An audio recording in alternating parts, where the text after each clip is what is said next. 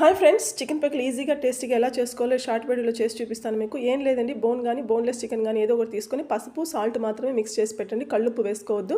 ఇలా మిక్స్ చేసి half an hour పక్కన పెట్టేసేయండి. తర్వాత మనం మసాలా పొడి కోసము జీలకర్ర, ధనియాలు, చెక్క, లవంగం, ఇలాచి, మెంతులు, ఆవాలు తీసేసుకొని డ్రై రోస్ట్ చేసి పౌడర్ చేసి పక్కన పెట్టేసుకోండి.